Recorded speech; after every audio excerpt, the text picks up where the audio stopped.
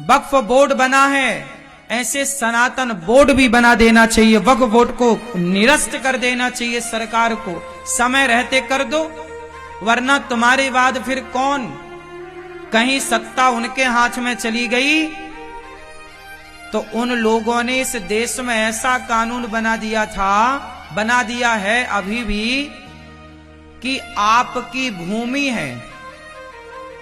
अब जैसे वो लोग क्या कहते हैं कि अंबानी का जो घर है वो कहते हैं ये वक्फ बोर्ड का घर है, वक्फ बोर्ड की जमीन पर बना है। कल आपके घर को भी कह देंगे कि वक्फ बोर्ड की जमीन पर बना है, तो क्या कर लोगे? और सुनो, एक कानून और बन गया कि आप उनका विरोध भी नहीं कर सकते। वो कह देंगे कि ये घर आपका है, वो आपके घर में खड़े होकर कह देंगे कि ये वक्फ बोर्ड का है, तो आपको खाली करना पड़ेगा, सरकार खाली करवा लेगी। सोच, इतना घटिया कानून बना दिया, और हिंदुओं ने मिलकर बनाया मुसलमानों के पक्ष में। ऐसा दोगला है सनातन का कुछ सनातनी, देख लो। ये वक्फ बोर्ड क्या है? अब सोचिए, वक्फ बोर्ड वालों ने ये तो बोल दिया ना कि अंबानी का घर हमारी भूमि पे बना है। जब अंबानी जैसों को नहीं छोड़ा तो तुम्हारा और हमारा छोड़ देंगे। इसलिए सत्ता है तो मोदी जी को इस देश को ऐसा मजबूत बना देना चाहिए कि भाई आने वाले हजारों सालों तक इस व्यवस्था को कोई मिटा ना सके। इतना मजबूत विधान बना के जाना चाहिए, क्योंकि मोदी जी जैसे नेता भी इस धरती को बार बार ना नसीब होंगे। योगी जैसे नेता भी इस धरती में बार बार नहीं आते। इसलिए अच्छा काम कर लेना चाहिए, वरना 2013 में 12 में ये कानून 2012-13 में ही बना कि कोई भी जमीन पर वो मुसलमान खड़े हो के कह दें कि ये हमारी है तो आपको देना पड़ेगा। ऐसा कानून सोचिए। और आप हाई कोर्ट में अपील भी नहीं कर सकते। अब सोचिए, ये दादागिरी है कि नहीं? क्यों जी? और नेता, इस विषय में कोई नेता बात नहीं करता। हम जैसे लोग बात करें तो करें, नेताओं को क्या मतलब? कोई मुख्यमंत्री बात नहीं करता, देश के बड़े नेता बात नहीं करते। फिर तो इस देश में भारत का हिंदू सुरक्षित है ही नहीं। ना बेटियां सुरक्षित हैं, लव जिहाद से बच रही हैं, ना तो तुम्हारी जमीनें सुरक्षित है। तुम्हारे बाप दादों की जमीन जायदाद पे कल आके मुसलमान कह दे कि जी ये वक्फ बोर्ड की है, तो करो, खाली करना पड़ेगा। ऐसा कानून बना दिया 2013 में। अब देखो, इस देश में जबकि ये भारत सनातन गंगा यमुना इस बात का प्रमाण है कि ये देश राम का है, कृष्ण का है, सनातनियों का है, लेकिन आज इस देश में अपने अधिकार की अब भीख मांगनी पड़ रही है। भैया, हमारा अधिकार हिंदुओं को दे दो। देख लो, विडंबना तो ये है कि मोदी जी जैसे शासक भी आकर के इन नियमों को बदले नहीं अभी तक, जबकि ये सब हो जाना चाहिए अभी तक। हम लोग अपने परिवार में लगे हैं कि बस हमारा ये बच्चा, ये बेटा हमारा, ये घर हमारा, ये दुकान हमारी। बस सनातनियों, संगठित रहो, संगठित होकर आवाजें लगाओ। नेता आए वोट मांगने तो कहो कि भाई वक्फ बोर्ड को खत्म कब करोगे, तब वोट लो। करो संसद में नियम पारित कि भाई जो नियम बना 2013 या 12 में वो खारिज करेंगे। अब आप लोगों को पता नहीं है कानून के बारे में, पर ये कानून है कि वो कह दें तो खाली करना पड़ेगा। अभी कितने % लागू है, कहां मैं भोपाल कथा करने गया, आपको पता है भोपाल में कुछ हिंदू, भोपाल नहीं पूरे भारत की बात कर रहा हूं, जहां मुस्लिम बाहुल्य है वहां से हिंदू लोग अपना घर बेच बेच के भाग रहे हैं, मजबूर हैं भागने के लिए। अपने ही देश में, अपने ही देश से अपने ही घर को बेचने के लिए हिंदू मजबूर है। मध्य प्रदेश में तो सरकार भी बीजेपी की है, फिर भी भोपाल से लोग भाग रहे हैं। कोई जाके नहीं पूछ रहा कि तुम क्यों भाग रहे हो, कोई नहीं जाके पूछ रहा कि भाई हम सुरक्षा की गारंटी देंगे, तुम यहीं रहो।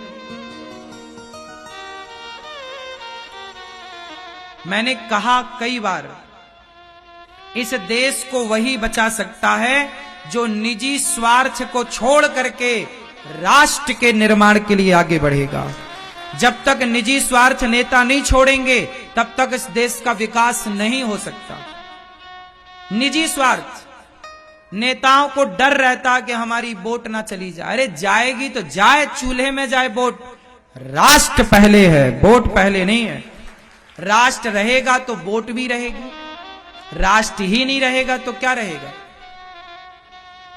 इसलिए जब सत्ता पे हो तो काम कर लेना चाहिए, नहीं करना चाहिए। मेरी मां, गाय को राष्ट्र माता बना देना चाहिए कि नहीं। कट रही है कसाईयों में, अब कसाईयों को लाइसेंस दे रहे हैं हिंदू नेता। आज जितने कसाई खानों में गाय कट रही है उनके लाइसेंस में सिग्नेचर जाके देखना, हिंदुओं के सिग्नेचर हैं। क्योंकि मंत्री जो बनेगा वो हिंदू होगा, हिंदू है तो उसने साइन किया होगा, तो उसके साइन से वो पास होता है।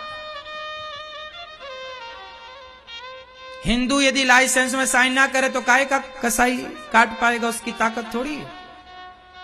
तो जयचंद यहां बाहर से नहीं लाए जाते, घर में ही मिल जाते हैं।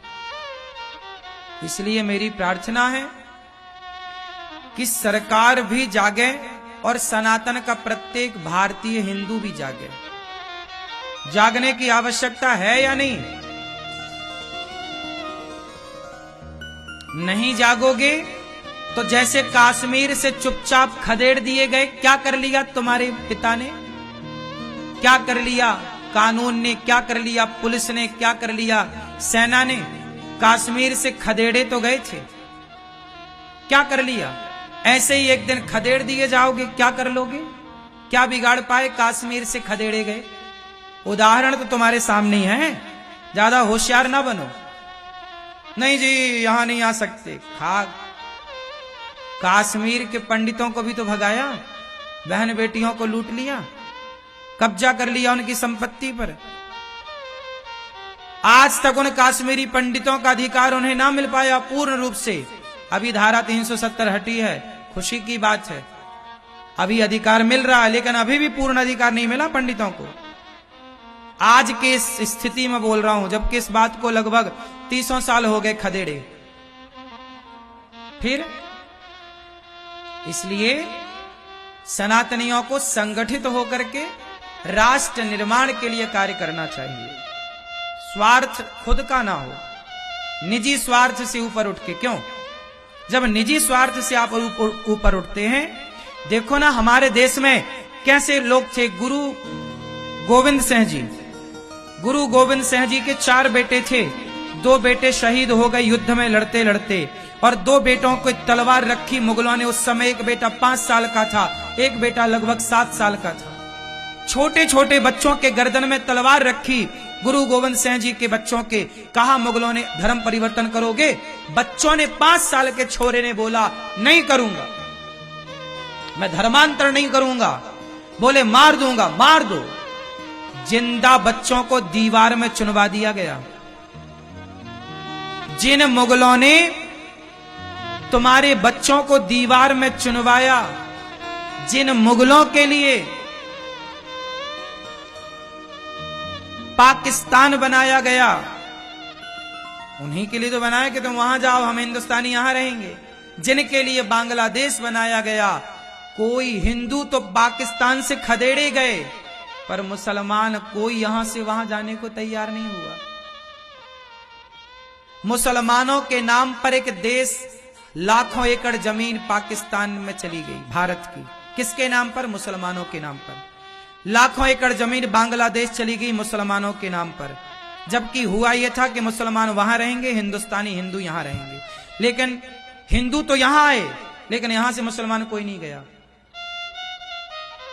हिंदुओं की जमीन वहां की कब्जा कर ली उनने, मुसलमानों के नाम पे दो देश अलग हो गए।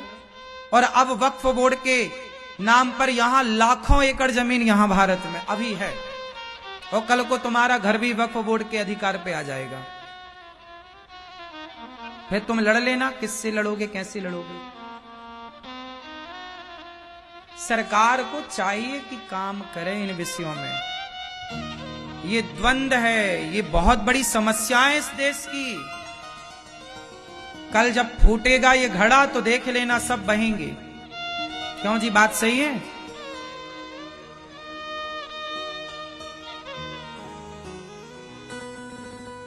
अभी कुंभ का मेला आने वाला है प्रयागराज में। जब क्या मुसलमानों के पवित्र स्थान काबा में हिंदुओं को जाने की परमिशन है? तो जब काबा में हिंदू अपनी दुकान नहीं लगा सकता, तो प्रयागराज के कुंभ में भी कोई मुसलमान क्यों थूक वाली चाय पिलाए? क्यों क्यों थूक वाली चाय पिलाए? क्योंकि आपने तो देखा आजकल वीडियो में कितने लोग थूक थूक के चाय में। सोचिए, इतना गिर जाएगा इंसान। खाना पीना तो पवित्र होता है, बताओ खाने पीने की चीजों में लोग थूक रहे हैं, नहीं थूक रहे हैं? आपने वीडियो देखी होंगी, कितनी गिरी मानसिकता आज समाज में है। इसलिए कहता हूं कि सनातनियों, सच्चे सनातनी बनो, कट्टर सनातनी बनो, अपने धर्म के लिए जियो, अपने धर्म के लिए मरो।